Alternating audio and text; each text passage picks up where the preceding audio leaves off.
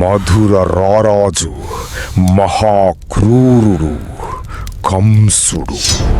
సింహాసనంపై కూర్చున్న రాక్షసుడతడు.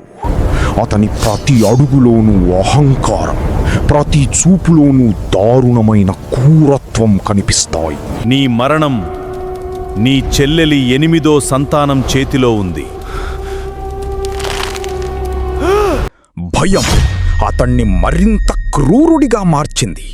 తన ప్రాణాలను కాపాడుకోవడం కోసం పుట్టే ప్రతి పసికందును నిస్సందేహంగా హతమార్చాలని కంసుడు ఘోరమైన రాక్షసాజ్ఞ జారీ చేశాడు. తన పాపపు ఆలోచనను నిజం చెయ్యడానికి కంసుడు అత్యంత భయంకరమైన మాయా రాక్షసి పూతనను పిలిచాడు.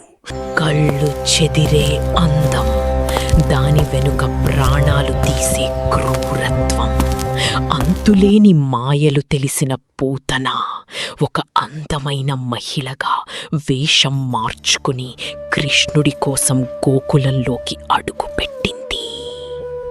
విషం పూసిన రొమ్ములతో ఆ రాక్షసి కృష్ణుడికి పాలిస్తుంటే మాయ తెలియని అమాయక గోపికలంతా అదొక సాధారణ దృశ్యమే అనుకున్నారు. భయంకరమైన అరుపులతో పూతన రాక్షస రూపంలో నేల కొరగడంతో గోకులం ఉలిక్కి పడింది.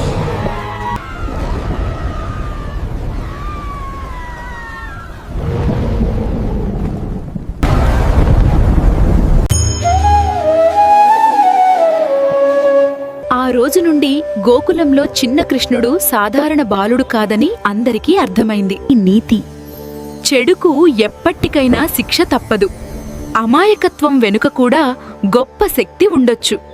మా కథలు మరిన్ని చూడడానికి మా ఛానల్ సబ్స్క్రైబ్ చేసి తప్పకుండా మా ఇన్స్టాగ్రామ్ను ఫాలో చేయండి.